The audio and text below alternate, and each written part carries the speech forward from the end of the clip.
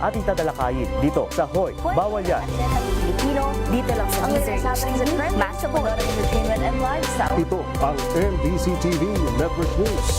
Una sa Pilipinas, una sa Pilipino.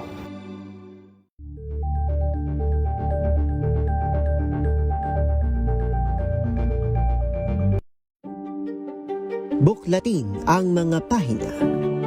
Pakinggan ang boses ng lipunan. Tunghayan ang mga issue mula sa ibang katayuan. Nakakalungkot kasi deserve ba namin ng ganito? Na hindi nila alam kung ano talaga yung kanilang mga karapatan.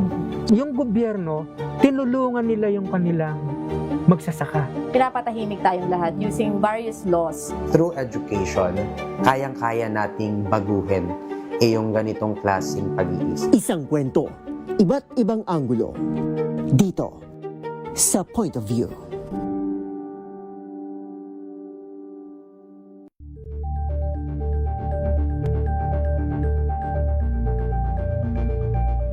Tambalang Anthony Taberna at Jerry Baha ang gigising sa inyong umaga dahil lalatay ang humahagupit na diskusyon at komentaryo Lunes hanggang Biyernes sa 2x2.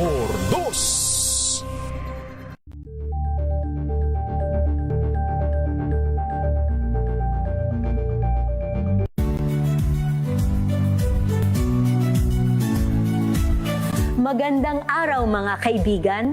Ito po ang inyong balerina ng bayan, si Lisa Macuha Elizalde na nag-aanyaya sa inyong samahan kami at ang aming mga espesyal na panauhin para sa kalahating oras ng masayang kwentuhan sa aming programang Art to Art, kung saan ang usapang sining at kultura ay para sa lahat.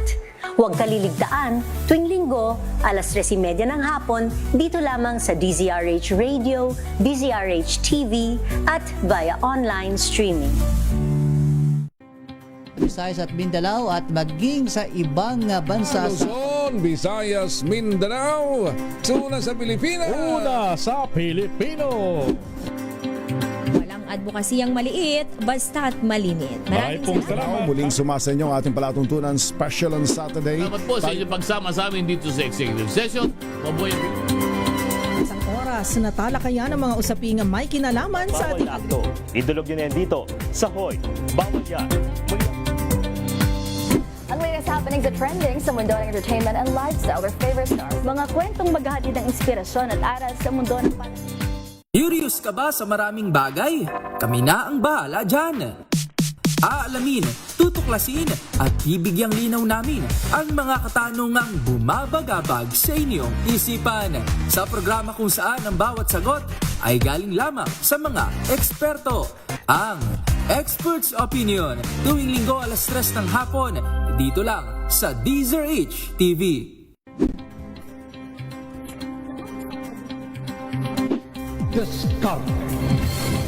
At maraming salamat po sa inyo na ang Agri-Asenso hanggang sa susunod.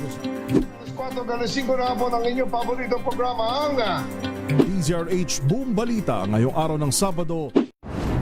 Kung good vibes ang hanap mo, dito ka na sa sigurado. Mula sa mga istoryang nagbibigay ng inspirasyon hanggang sa mga kwentong may dalang solusyon.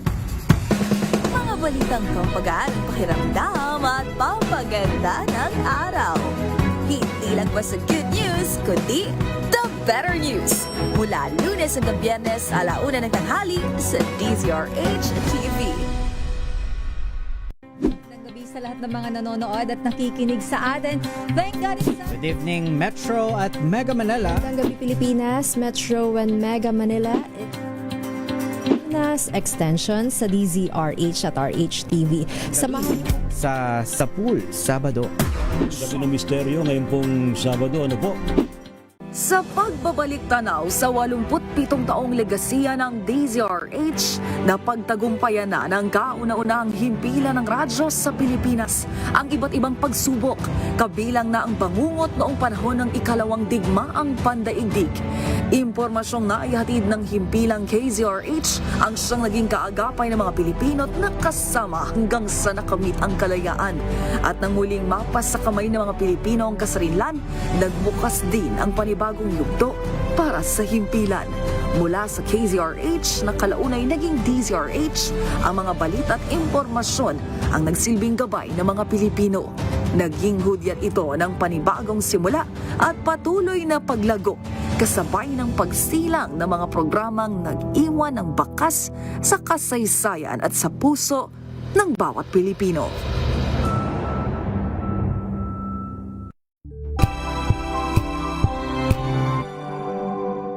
Wow, ang saya. Isang barangay na labada, puro mancha pa. Goodbye, pahinga. Mommy, isang laba lang yan sa Pride Bar Blue. May powerful stain-away enzymes na malupit sa dunit mancha. At di masakit sa kamay. Isang laba lang yan. Hello, pahinga. Hello, Pride Bar Blue. ACS. Tanggaling-galing mo Smart dishwashing paste ko Pritong ulam na masebo Plato ng kaldero Tanggaling for everyday. Ganyan pag smart ang dishwashing paste. May double tanggaling formula. Tanggal ang sebo, tanggal ang bakterya. Bahit para walang bahit Linis fantastic sa metal at plastic Number one ko to Tanggaling-galing mo Smart dishwashing paste ACS. May arte? May budget?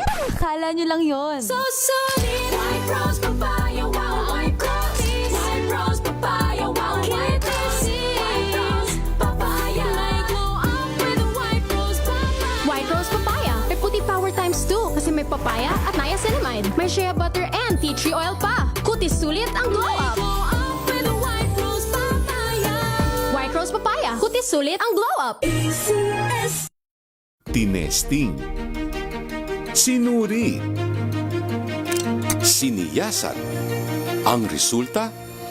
Super effective ang Shield sa pagpatay ng bakterya at virus. Shield Antibacterial Soap. Believe ang mga eksperto sa Philippine Nurses Association. At si Mami. Tiwala ako sa Shield. Shield Antibacterial Soap. Napatunayang mabisa. Ang mga nurse, tiwala. ACS.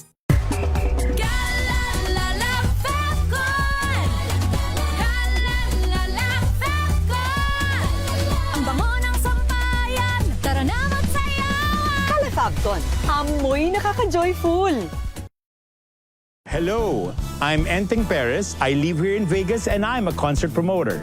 I could sustain this fabulous lifestyle in Vegas, not only have a fabulous job, but I have a fabulous healthy lifestyle. Number 1, good diet. Number 2, I have a good healthy regimen and routine. And of course, the most fabulous of them all is MX3 capsules and coffee.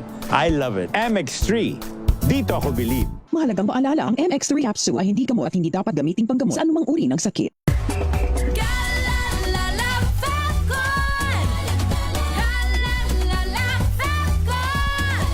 Ang bango ng sampayan, tara na magsayawan. Calefagton, amoy nakaka-joyful. Sa puso ng kalikasan, natatangi ang prutas ng mangosteen.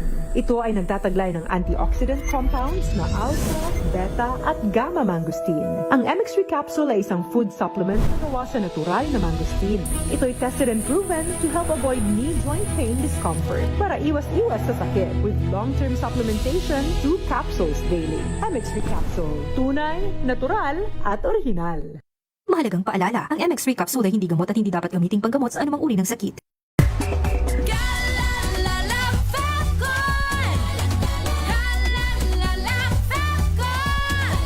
Ang bango ng sampayan, tara na magsayawan. Calefagton, amoy nakaka-joyful.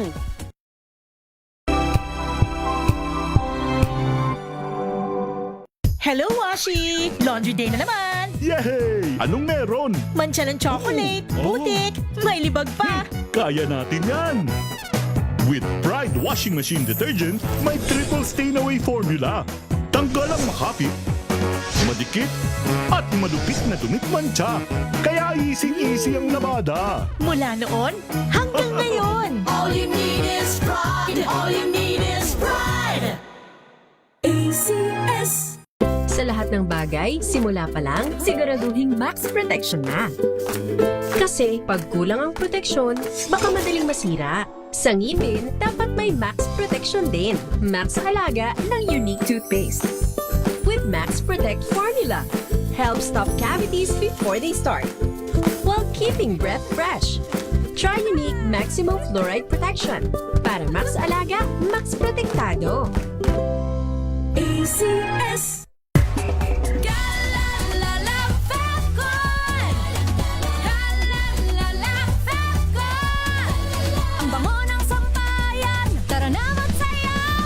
Kalafabton, amoy nakaka-joyful. I'm Jovi Kalmov. Currently, I am the Vice President for NAFA, which stands for the National Federation of Filipino-American Association for the state of Arizona. In order for me to perform very well, I really make sure that my physical and spiritual wellness is really in order. And of course, the help of MX3 capsule. This is the secret. MX3, dito ako believe. Mahalagang paalala, ang MX3 capsule ay hindi gamot at hindi dapat gamiting panggamot sa anumang uri ng sakit.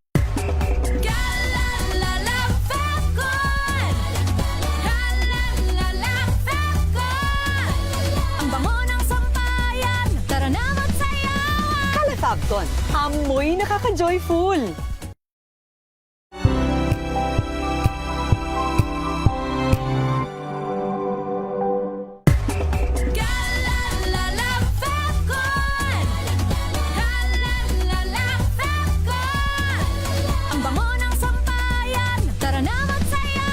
Kalafabton, amoy nakaka-joyful.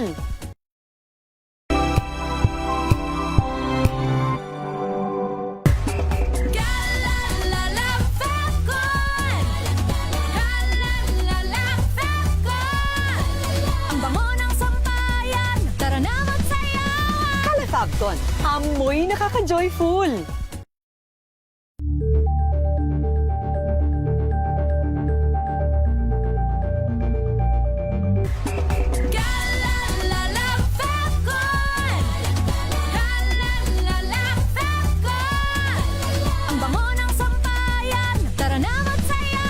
Kalafabton, amoy nakaka-joyful.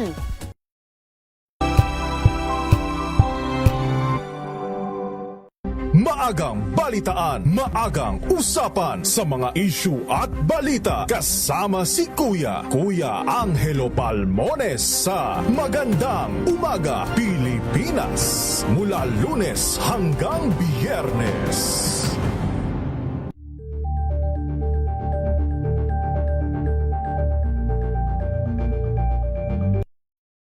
Ang mga maiinit na isyung pambayan, mga balitang kailangan mong malaman, usapin sa pamahalaan, politika, ekonomiya at kabuhayan. Ito ang mga dapat mong malaman, pakialaman at pag-uusapan dahil kayo ang tinig ng mamamayan dito sa Damdaming Bayan.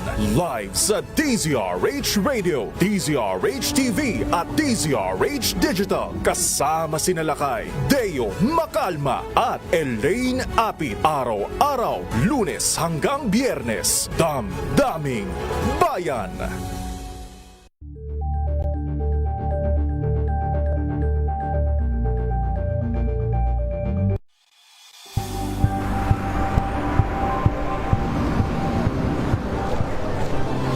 Ating mga eksperto mula sa Expert Opinion.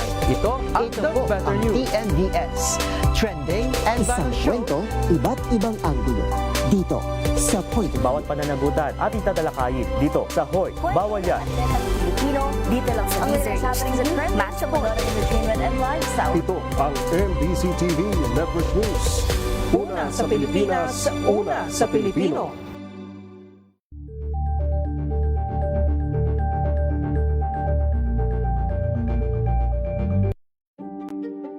Buklatin ang mga pahina.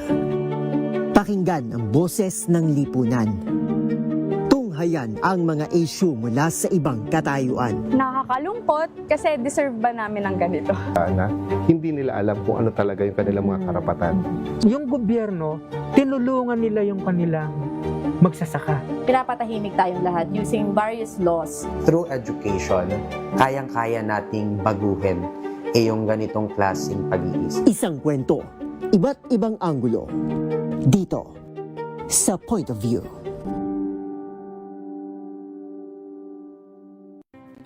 Visayas at Mindanao at maging sa ibang bansa. Luzon, Visayas, Mindanao. Una sa Pilipinas. Una sa Pilipino.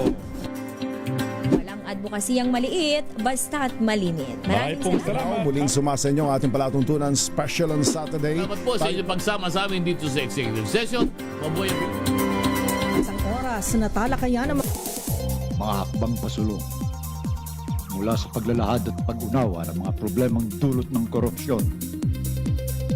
Narito na tayo sa panibagong antas. Level Up. Diskarte. Ikalawang aklat. Oras na para pag-isipang mabuti ang bawat desisyon. Ang bawat akbang. Ang bawat balak gawin bilang tugon sa mga hamon ng pagkamit ng katarungan. Ng pag-abot sa pangarap na umunlad at makapamuhay ng payapa at matiwasay. Diskarte. Ikalawang aklat. Diskarteng makabansa. Diskarteng makatao. Diskarteng makakalikasan. Mga hakbang na mula sa taimtim na pagsusulit. Pinag-iisipan ng maayos. Ikaw, ano ang punto ng iyong diskarte?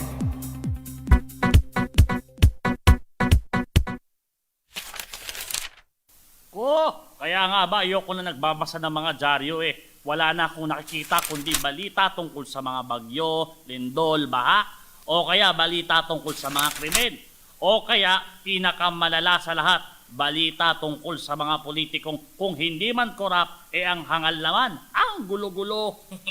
Parang Johnny, gusto mo na tahimik na balita? Doon ka pumunta sa pahina ng mga obituaryo. Tahimik doon, lahat patay na eh. Paring Dave, tignan mong ugali mong yan, ha? Lalo tuloy akong naiinis eh. Ikaw ha, ba't parang baliwala sa'yo ang nangyayari sa ating bansa? Hindi sa baliwala, pero ayokong atakihin sa puso, pare. Kaya medyo kalmado lang ako. Ba't ka ba kasi galit na galit, ha? Magagalit ka na lang dun pa sa bagyo, lindol at baha. Parte ang mga yun ng kalikasan, hindi maiiwasan. Hindi ako doon galit sa mismong bagyo, lindol at baha. Galit ako sa gobyerno. Kasi ha, panahon pa nga ni Magellan meron ng bagyo, lindol at baha. Pero ito pa rin tayo tuwing babagyo, lilindol at babaha, talo pa natin ang mga dagang tarantang-taranta dahil walang kwenta ang gobyerno. Ikaw naman pare, hindi naman lahat ng ahensya ng gobyerno ay inutil. Anong hindi? Kung may silbi ba ang mga yan, meron pa rin mga kriminal? Ba't kasi inalis-alis pa nila yung death penalty? Ang dami tuloy masasamang loob na kampanting mang-rape, mang-hold up, pumatay. Teka. Kampante ka mo. Ang alam ko, mga krimen ng karahasan, yung rape, hold up, saka murder, ha? Paano magiging kampante ang mga gumagawa nun habang nagre-rape, nang-hold up at pumapatay sila? Basta, isa pa yung mga lekat na politikong ewan. Tignan mo ha, yung ibang kongresista, senador, sweldo na sweldo, pare tanggap ng pork barrel, pero ni isang matinong panukalang batas walang naipasa. Yung isang councilor kakaumpisa pa lang nadawit na agad sa iskandalo ng mga ghost employees.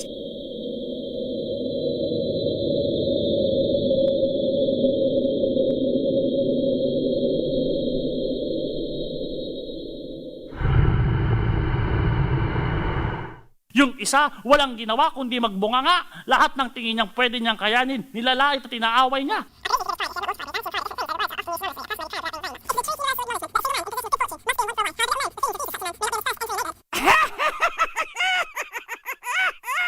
Yung isa naman, dakilang mangungopya.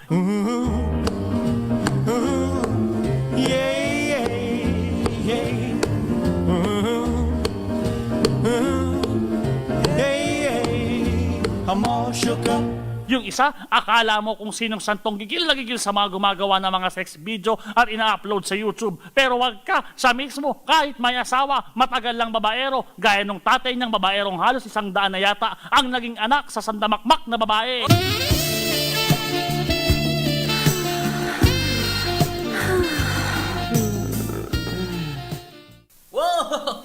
lang ha. Ang naalala ko, ibinoto mo lahat yung mga kinabubusitan mong mga politikong yun, di ba? Ikinampanya mo pa nga sila sa akin, di ba? Oo, tama. Noon nga. Ba't mo sila ibinoto? Lahat ng mga binabanggit mo, pera yung may ghost employees daw, lahat yun datihan na sa politika. Di ibig sabihin, kahit paano kilala mo na sila, di ba? Ba't ibinoto mo pa? Dahil ba namimigay sila ng mga t-shirt, nagpapakain ng libre, nangahakot ng mga artistang kasama nila sa pangangampanya? Kasi sikat sila. Saka hindi ko naman alam na magkakaganyan sila pag nahalala. Hindi mo alam, datihan na nga ang mga binanggit mo. Pero yung sangkot sa ghost employees na iskandalo. Kilala mo na ang hilatya ng mga yun, pare. Kilala nga, dahil nga datihan na sila. Yun na nga mismo. Saka sino pa bang papipilian ko noon? Mas lalo namang tagilid kung ang iboboto ko mga baguhan na wala kong alam kahit katiting. Aba, hindi pare Kaya baguhan o dati ng politiko, makikilatis naman natin sila. Una sa lahat, alamin natin ang mga plataforma nila. Tapos, pag-aralan natin ang mga nagawa na nila. Kesa politika man yan o hindi. Mabusisi, masyado yun pare. Abala ako sa trabaho. Wala na akong time mag-ulirat. Saka ako mga sikat sila. Yak namang sila na ang mananalo, di ba? At ayon sa inampalan, ang diskarte ni paring Johnny na naninisi sa lahat maliban sa kanyang sarili ay... Naku tingin ko feeling niya sa akin tagapagligtas, kaya ganyan yan. Tagapagligtas? Messiah Complex? Anong Messiah? Messiah! Kilalanin ang ibinoboto. Dapat sa umpisa pa lang, maingat na ang diskarte. Para kung magkakabirya man, hindi lahat kasalanan nila. At ikaw, inosenteng biktima lang. Hindi pwedeng sila lahat ang mali. At ikaw lang ang tama. Kung may sisisihin man, hindi lang ang ibinotong palpa. Kung hindi, pati na rin ang bumoto sa kanila. Kaya, mag-ingat sa diskarte.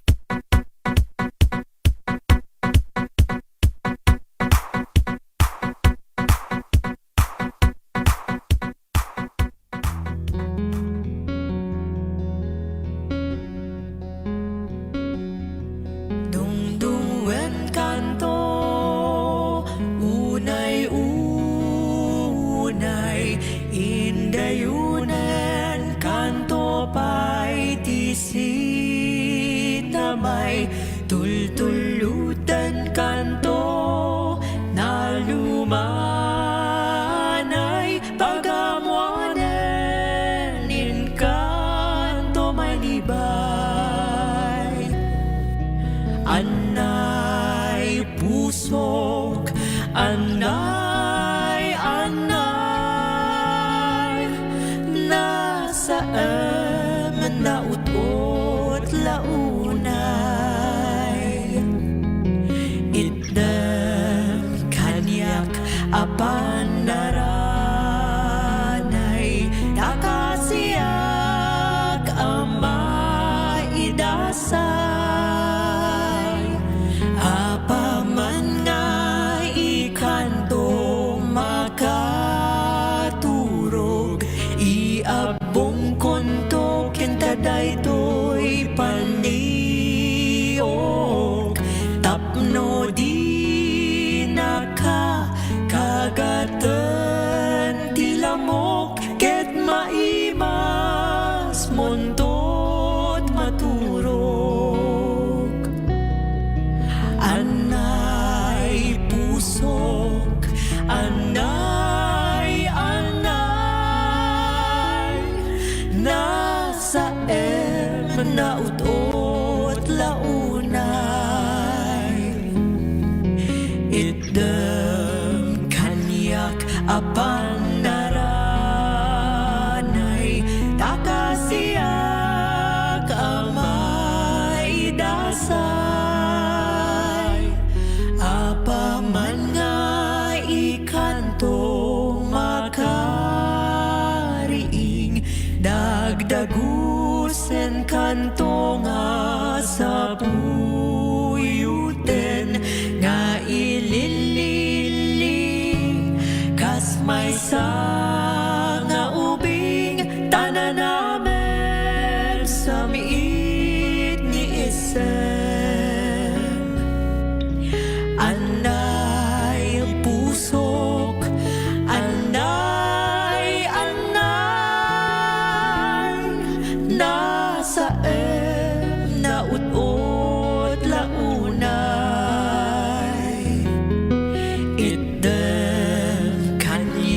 apan naranay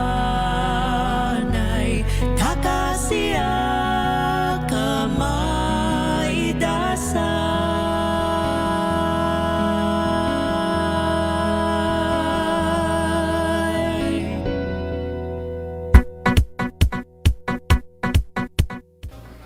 Erna, are you sure okay ka na dyan sa order mo? Kuha pa tayo. No. Tama na ito, Janine. Ang dami na nga neto eh. Saka, nakakahiya na sa'yo. Hindi naman ito patakbuhing restaurant. Ang mahal-mahal na itong mga in-order natin. Ikaw naman, oo. Wala yan. Para na't naging best friend tayo kung maiilang pa tayo sa isa't isa. Besides, ang tagal na nating hindi gumagala. Pasensya ka na, friend. Alam mo naman ang dami kong trabaho sa office. Then, it's about time na kumuha ka na ng assistant, di ba? Oo. Meron na nga akong mga shortlisted na candidates. Sina Louie and Angel. Yung dalawang staff kong yun, okay na okay sa akin. Ang hirap ng mamili kung sino sa kanilang i-recommend ko for promotion. Ganyan naman palang nahihirapan ka. Ba't hindi na lang si Aliana Cruz ang i-recommend mo? Ha? Si Aliana? Yung matangkad at maputi? At maganda at sexy, tama. Yun nga si Aliana Cruz. Inaanak ko yung batang yun. Kaya ko siya kilala. Sa totoo lang, ex ko yung father niya. Buti na nga lang doon sa dad niya nagmana yung si Aliana. Alam mo ba, nung naghiwalay silang mag-asawa, tumawag agad sa akin si Diego, yung daddy ni Aliana. Feeling ko, type niya mag-duet kami ng Together Again. Pero sad to say, in a relationship ako ngayon. At ayoko namang gawing it's complicated ang status ko sa Facebook, Kaya nga, ang sabi ko na lang... Teka, Janine. Balik tayo kay Aliana. Yes! Ang iyong executive assistant to be! No! Hindi naman ganun lang basta yun, And why not, Coconut?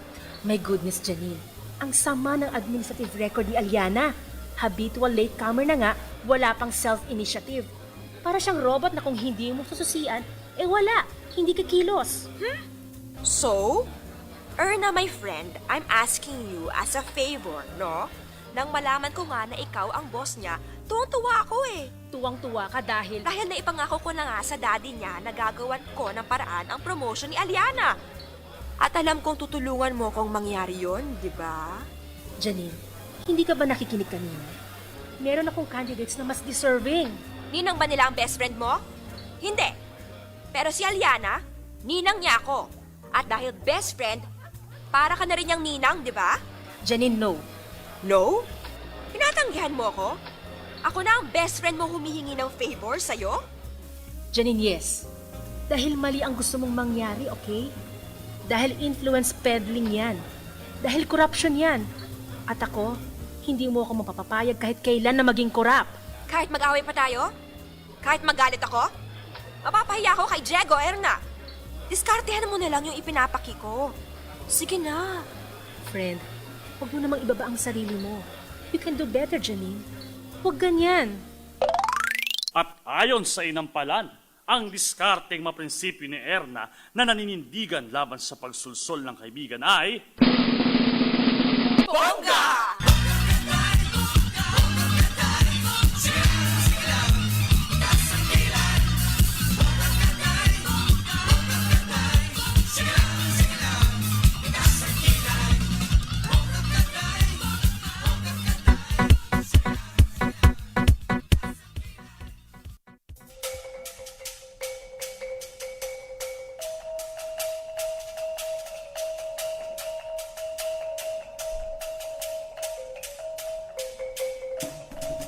Magandang hapon po sa lahat ng aming mga masusugid na tagapakinig. Welcome po sa inyong programang Diskarte, Ikalawang Aklat.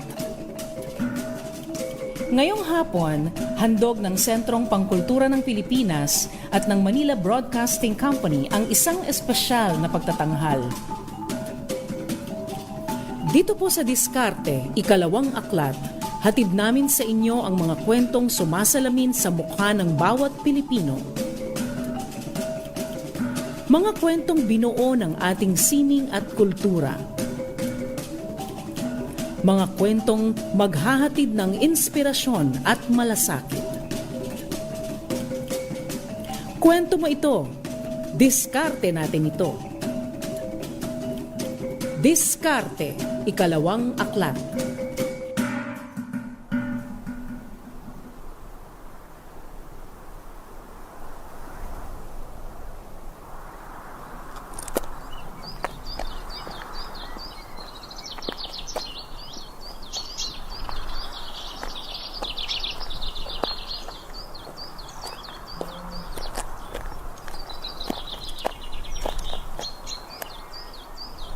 Tay, ano yun, anak?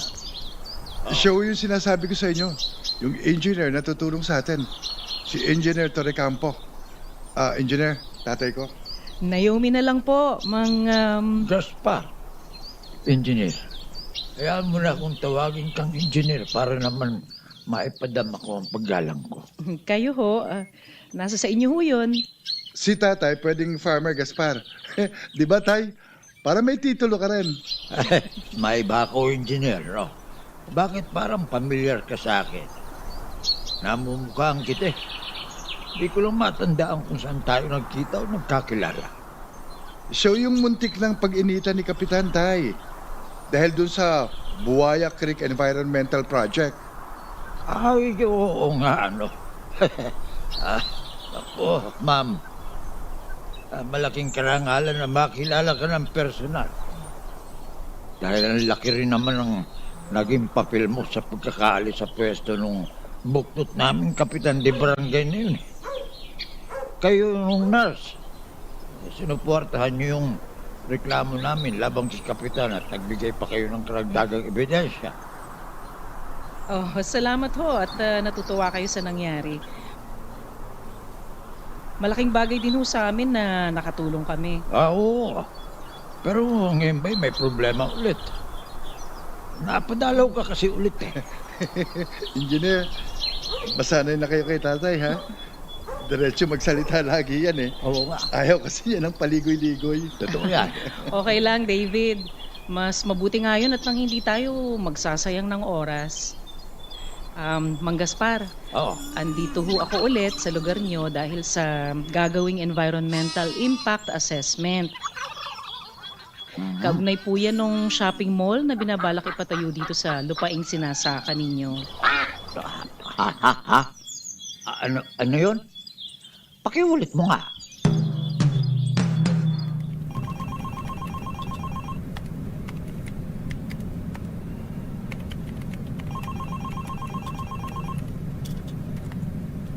Lyndon, Yes, Ma'am Amelia.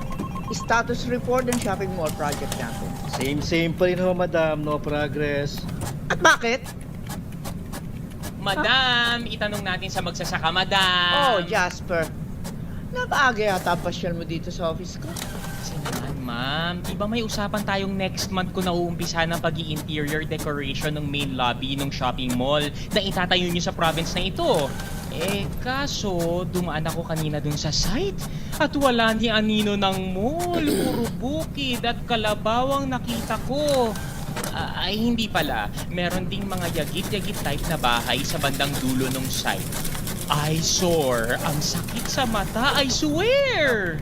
Kasalanan itong magaling kong assistant at delay.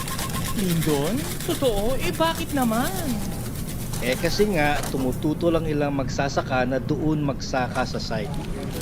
Ay, tama palang sinabi ko kanina na itanong natin sa magsasaka. Teka muna. Hindi ko maintindihan kung bakit kailangan may bigat ang kagustuhan o opinyon ng mga magsasakang yon. Lalo pat akin yung buong lupang yon. Actually, ma'am, hindi naman lahat ng farmers ayaw sa plano nyo. In fact, ang yung iba handa nang umalis. Once na ibigay na natin yung ipinangako nyo sa kanila na pera na pantulong sa kanila. At yon ang punto. Ang bait-bait ko sa kanila, hindi ba? Hindi ko naman obligasyon na bigyan pa sila ng pera para umalis na doon sa lupain ko. Obligasyon ko ba yon?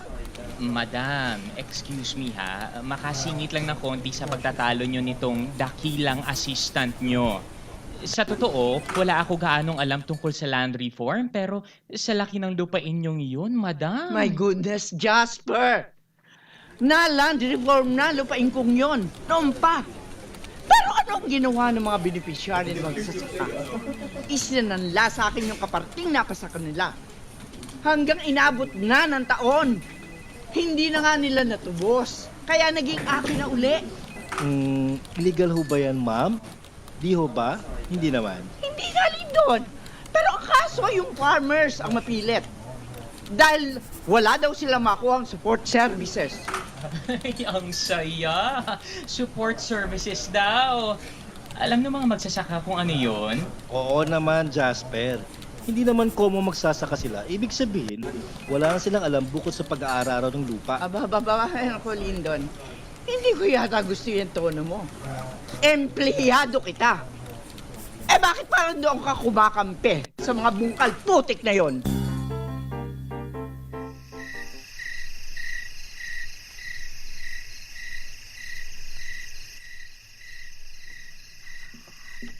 Gaspar, may iniinda ka ba? Ah, Masama ba ang pakiramdam mo? hindi naman, Chola. Ba't mo naitanong? Kasi kanina ka pa pabaling-baling dyan sa higaan natin. Iniisip ko kasi yung tungkol sa nabalitaan kung shopping mall daw na itatayo dun sa lupain ni Doña Amelia. Anong lupain ni Doña Amelia? Lupain ninyo ni Doña Amelia. Natin. Hindi ba't napartisyon na yan noon dahil sa reforma sa lupa? May natira naman sa kanya, pero meron din tayong legal na kaparte. Oo. Lahat tayong apektado ng reforma. Nabigyan ng Certificate of Land Ownership Awards. Kaya nga eh, ba't ang sabi mo? Hindi mo talaga nabalitaan man lang, Chona, ha? Hindi ka ba nagtataka? Bakit yung mga ibang pamilyang magsasaka dito wala na ngayon?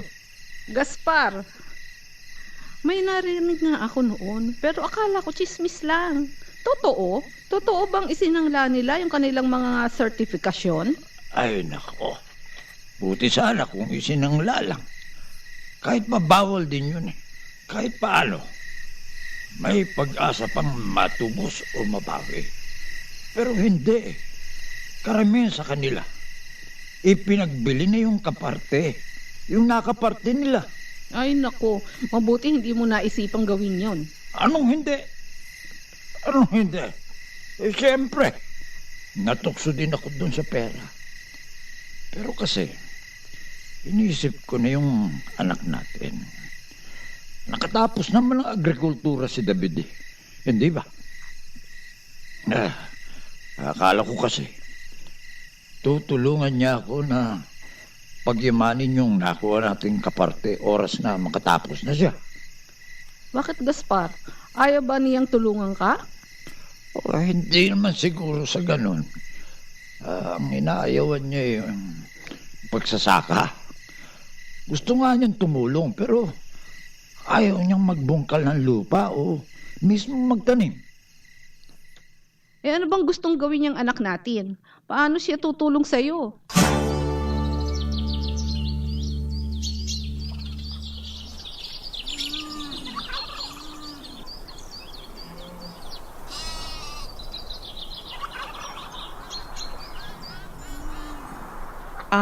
Ang ibig sabihin, hindi kasali ang father mo sa mga farmer na nagsanla o nagbenta ng nakaparte nilang lupa?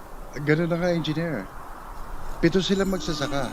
Sa suma total na 55 na nandito pa rin at nagsasaka. Yung iba pala umalis na? Oo. Actually, yun ang isa sa mga problema naming mag-anak ngayon eh. Dahil nga kung matutuloy yung shopping mall, kung kakampihan ng mga otoridad si Doña Amelia. Nako, bakit naman mangyayari yun? Hindi naman legal ang pagsasangla o pagbebenta ng mga lupaing sumailalim na ng reforma sa lupa. Hindi nga, engineer. Pero nangyari na nga eh. At maghabol man kami, saan naman namin hahanapin yung ibang magsasakang nagsialisa na rito para tulungan kaming tumutol sa planadong shopping mall? Naku, David, pasensya ka na ha. Nung sinabi kasi sa akin sa opisina na mag-ocular inspection ako rito para sa planadong environmental impact assessment, hindi ko naman akalain na may ganito palang problemang nasa sangkot. It's okay, engineer. Ginagawa mo lang naman yung trabaho mo eh. Pero yun nga, kung kakampihan ng mga kinauukulan si Doña Amelia, lalo pat yung mga matataas na opisyal dito, talagang gusto nila maging moderno at ma-develop ng gusto itong probinsya namin. Ay, sa bagay, walang masama sa modernization. Pero sana naman ilagay sa lugar. Yun na nga eh. Kung puro na lamang land conversion ang mangyayari, halimbawa, di sangkaterbang buildings na lang at kalsada ang meron? At sangkaterbang pabrika at kung ano-anong mga negosyong walang kinalaman sa agrikultura. Kapag nangyari yun, ano pang saysay ng pagiging agricultural country natin, di ba? Mag-aangkat na lamang ba tayo ng pagkain mula sa ibang bansa dahil sa paghabol natin sa modernisasyon?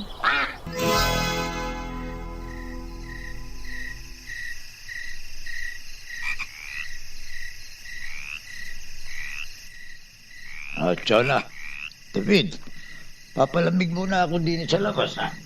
Sige, Gaspar. Ako na munang bahala dito. Nay, ako na ho yan. Ako na maghuhugas ng mga pinagkanan natin. Salamat, David. Pero ako na ang bahala dito. Kaunti lang naman ito. Diyan ka na muna sa upuan mo at mag-usap tayo. Tungkol ko siya, Nay. May problema ba? Oo, yung tungkol sa shopping mall daw na itatayo. Sabi na pala sa inyo ni tatay. Oo, pero hindi lang yun. Kuwan ba? Tungkol sa ayaw mo daw na magsaka. Ayoko ho talaga, Nay. Hindi naman ho ako nag-aral ng agrikultura para maging magsasaka. Ganoon ba? Ang buong akala namin kasi ng tatay mo, tutulungan mo siya sa bukid. Ituturo mo sa kanya yung mga makabagong paraan ng pagsasaka na natutunan mo sa kolehiyo para maging masaganang ani natin at kumita tayo ng mas malaki. Nay, pwede ko pa rin naman hong gawin yun eh. Pero parang sideline lang. Ganoon. Iba kasi ang gusto kong maging konsentrasyon sa pagtulong sa inyo ni Itay. Ano bang balak mo, anak? David Makabuhay daw ho ang pangalan niya, Ma'am Amelia. Agricultural consultant daw ho siya. Anong kailangan niya sa akin? May pupropose daw ho siyang project sa inyo. Ganon? Sige. Wala naman ako ibang appointment sa oras na ito. Papasukin mo siya, Lyndon. Yes, ma'am.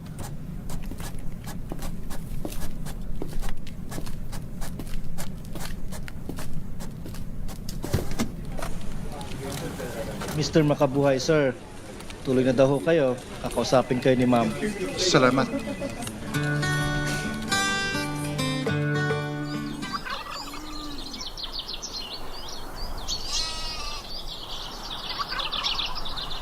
The sooner na maayos yung mga problemang maliliit, madam, the earlier na mauumpisahan ng mall. At mas mabilis na rin magagawa ang interior decor plans na isasuggest ko at aaprubahan nyo. Sa tingin mo ba talaga, Jasper? Mas makakatulong sa atin kung matutuloy ang pagpapatayo ko ng shopping mall dito? Madam, bakit ganyan bigla ang effect mo? Nagbago na ang isip mo? Ayaw mo nang magpatayo ng mall dito? Well, I'm thinking hard about it, Jasper. Para kasing may ibang alternatibo na mas makakatulong hindi lang sa akin, kung hindi sa nakakarami. Ha? Madam? Ikaw ba yan? Anong nangyari? So, hindi na talaga itutuloy ang shopping mall, madam? Mas ang inklinasyon ko na hindi na nga Lyndon. Total, negosyante ako. At para magtagumpay ang mga negosyo ko, dapat tumitingin ako sa hinaharap. Hindi yung instant gratification ang susundin ko. Sorry, hindi ko naiintindihan. Ito kasing probinsyang ito, Lyndon. Ang totoo, ha? Tingin ko, hindi pa handa mga taga rito para sa pagbuhos ng biglaang modernisasyon. Okay. Kailangan dahan-dahan, huwag silang biglain. Una, hindi naman ito kalayuan sa Maynila. Hindi naman ito liblib na probinsya. Na ibig sabihin, kung gusto ng mga taga rito na matikman ang buhay ng modernong syudad, hindi mahirap o lubang magastos ang sumilip sa Maynila. Okay, so ibig sabihin, kung gusto nilang ma-experience sa mga malalaking mall, punta sila ng Maynila. Correct. Agree ako dun, ma'am. Pero paano ho yung ibang investors nyo na gustong ibang idea sa mall? Well, kasi Lyndon, gusto nila yon. Dahil hindi pa nila alam ang ibang possibilities na mas maganda, na mas hindi negatibo ang epekto sa kapaligiran. At malaki din naman ang posibilidad na maging profitable. Ma'am? Kailangan kasi isipin natin ang hinaharap, Lyndon. Hindi instant gratification. Kung itatayo ang mall dito, oo, kikita kami ng mga investors. Siyempre, gusto ko yon dahil negosyante ako.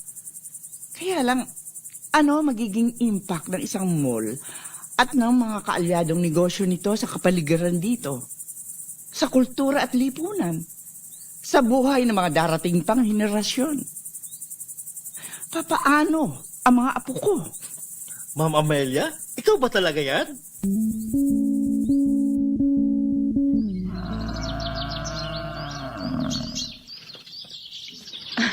So nakumbinsi mo pala siya, David? Hindi pa 100% engineer. Pero papunta na ron. Hopefully. Ito palang sinasabi mo, David. Na ibang klaseng tulong na gusto mong gawin para sa mga magsasakang tulad ko. Oho, Itay.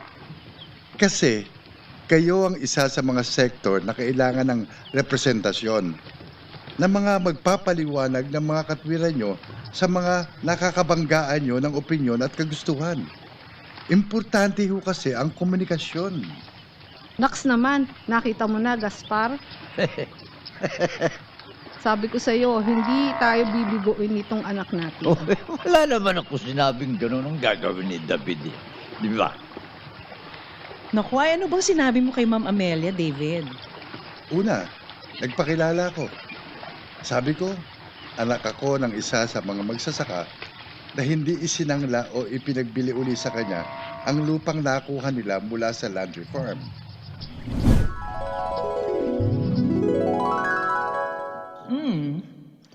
Anak ka pala ng isa sa mga tinik sa lalamunan ko. Ano ang kailangan mo sa akin, Ber? Ma'am Amelia, alam kong malaking investment ang binabalak niyong pagpapatayo ng shopping mall. Kung hindi niyo mamasamain, may ipopropose ako sa inyong alternatibong business venture na itong buong probinsya ho ang maaaring makinabang at hindi ho biro ang maaari yung kitain, ma'am, kapag maayos ang maging pamamalakad ng proyekto. At ano naman yun? Ecotourism, ma'am.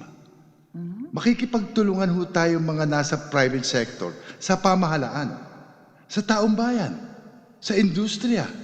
Sama-sama ang pagsisikap. Sama-sama din sa pag-unlad.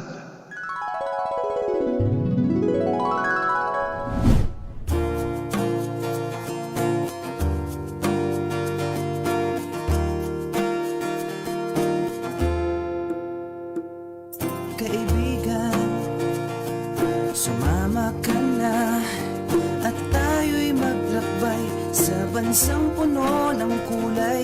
Kaibigan, nakikita mo ba ating kalikasan ito'y pangalagaan? Bundok man o dagat, kapatagan, kagubatan, magandang tanawin ating makakamtan. Mga Pilipinong palakaibigan, bigyan ng kabuhayan at buksan ang isipan. O kay ganda ng Pilipinas, Pilipinas kong mahal, halina't tuklasin ang ating pagyamanin. Luzon, Visayas, Mindanao, tayo na at isigaw. Kay ganda ng Pilipinas.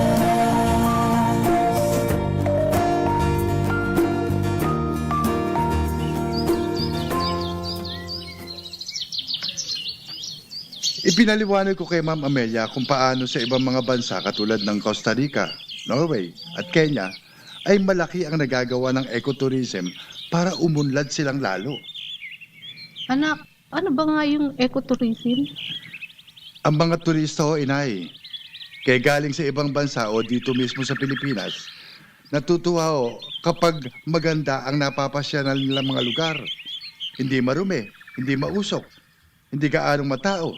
At higit sa lahat, maganda pa ang kalagayan ng kapaligiran, ng kalikasan. Yun, at babalik-balikan ho nila ang mga ganoong lugar. At syempre, gagastos sila, kaya kikita ng maayos ang mga lugar na may ecotourism. Pati na rin ho yung mga maliliit na negosyo na naroon, gaya ng mga nagbebenta ng mga souvenir items. Yung mga inukit na kalabaw, mga hinabing tela. Oho, at pati mga local na pagkain. At syempre, yung mga bahay-bahay na pwede nilang tuluyan pansamantala. Maganda nga ano. Pero, David, engineer, sa tingin nyo ba meron talagang kadayo-dayo sa lugar na ito? Aba, oo, tay. Yung mga prutas at gulay na pananim ninyo. Ang gandang tignan ng mga bukid na gaya nito. Malamig at sariwa ang hangin. At saka, may mga bukal din ho rito, di ba? Banda doon pa may ilang bundok, may gubat. Sabi ko kay madam, kung imbes na isa na namang shopping mall na maaaring makagawa ng polusyon ng hangin at tubig, pati nangaingay, mas maganda kung makikipagtulungan sila ng investors nila sa pagtataguyod ng ecotourism. At sa tingin mo, papayag sila, anak? Tingin ko ay tay. Dahil ang huling sinabi niya sa akin nang mag-usap kami,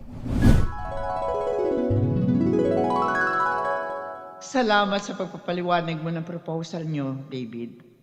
Hayaan mo, isi-share ko yan sa mga investors namin at pag-iisipan namin mabuti ang lahat. salamat din ho sa pakikinig niyo, ma'am. Sana magustuhan niyo talaga ang proposal namin. Hindi ako nangangako. Pero tinitiyak ko ngayon sa iyo na kung ako lang ang magdidesisyon, susuportahan ko ang ecotourism projects nyo. Oo, negosyante nga ako, David. Pero mamamayang Pilipino pa rin ako at kailangan tumingin talaga ako sa hinaharap.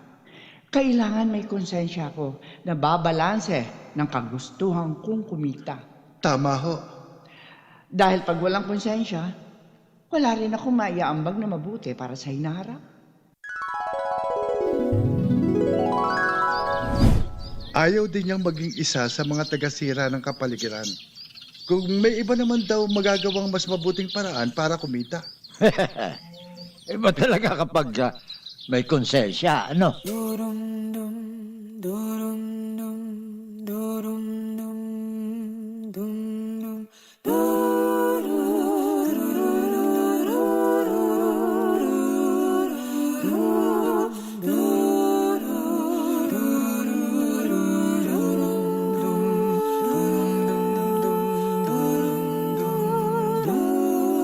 Tungas kay tasampaw, sakpan katauran, silong kay tapagdyang, aron balik kay maurana. Pagpararon tayo, agkamasayon isa, pada junta mo panginpaan. Handi ka balawaga, hailing no kapatsada, signo bang ka daw kumita, minakataplak takanak mata. Dahil kay nautaw, minailing kay tabulong, minaglutaw tatubig punta sampay.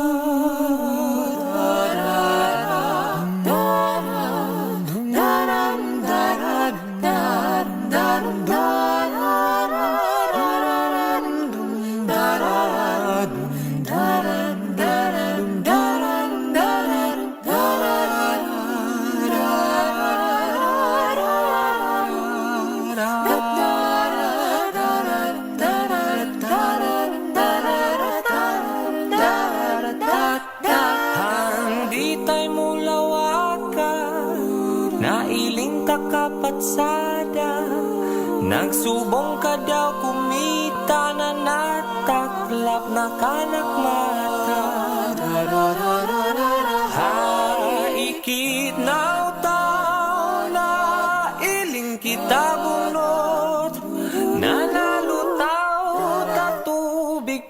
na nalutaw, katubig mo na nalutaw, katubig punta sampaw. Du du du du du du.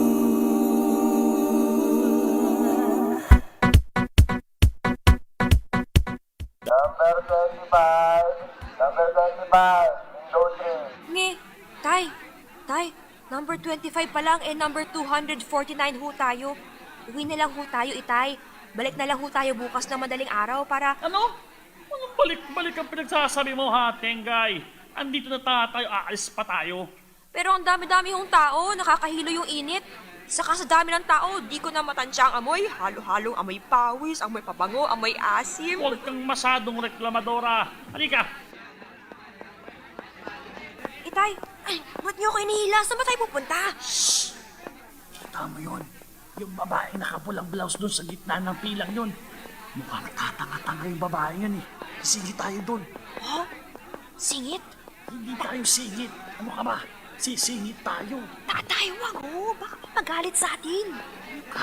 Sanay ako sa singitan. Pag nagmamaneho nga ako ng taxi, ang dalas kong mag-swerve at mag-counterflow para makaiwas sa traffic. Para menos abala. Kung yung mga pila sa kalsada kaya kong gawa ng paraan, ito pang ganitong simpleng pilahan lang. Pero... Basta akong pahala. Diskarte lang naman yan. Gulangan lang. Sumunod ka lang sa ginagawa ko. Ay, Kiran. Excuse me kami nitong anak ko. Tabi-tabi ho. Ano ba naman itong mama na to? Oo nga, tabi-tabi raw. Ginawa pa tayong nuno sa punso. Ako nga nasiko niya eh. Pakiwal-kiwal kasi sila sa kapipilit makadaan sa gitna ng mga pila. Paano pa mga bulate? Di ba pupunta yung magtatay na yan? Ale. Ito na kami ulit. Thank you ha. Ha? Thank you? Para saan?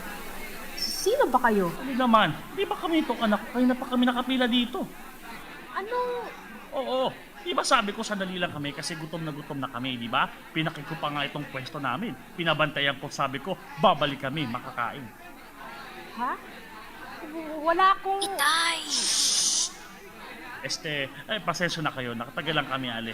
Ang daming kumakain doon sa karinderya sa labas. Pila din doon. Pero eto na kami ulit. Babalik na kami, ha? Pipila na kami ulit sa unahan mo. May ganon? Kanina pa ako dito. Wala namang ibang nasa unahan ko kundi itong aling nakapalda ng itim. Ali naman, inuutakan niyo lang ako eh. Ang sama ng diskarte niyo. Sabihin niyo lang kung ayaw niyo kaming pabalikin itong anak ko sa pila. Itay... Ba't ako pa ang mali ang diskarte? Kayo nga dyan ang gustong manlamang sa kapwa? Hindi naman talaga kayo nakapila dito kayo sa unahan ko ah. Ano akala niyo sa akin? Tanga? Gusto lang yung sumingit. Palusot pa kayo.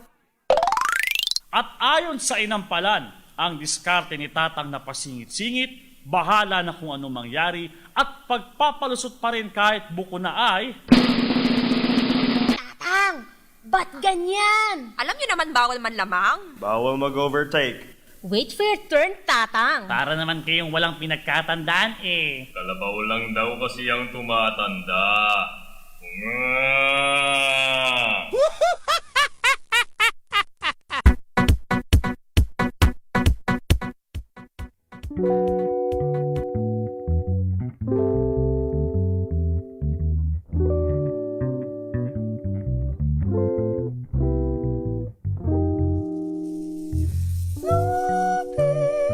Lubi-lubi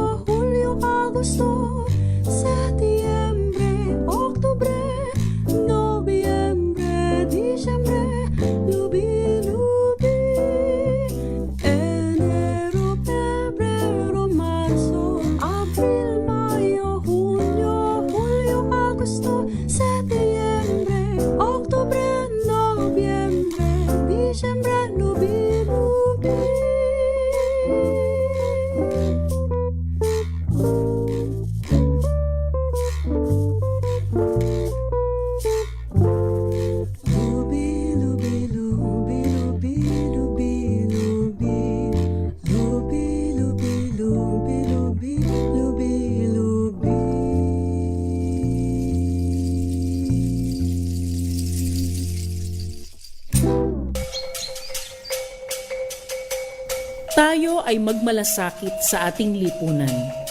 Gawin natin ang tama. Ipaglaban natin ang katotohanan. Muli nating itaguyod ang ating bansa, ang ating bayan.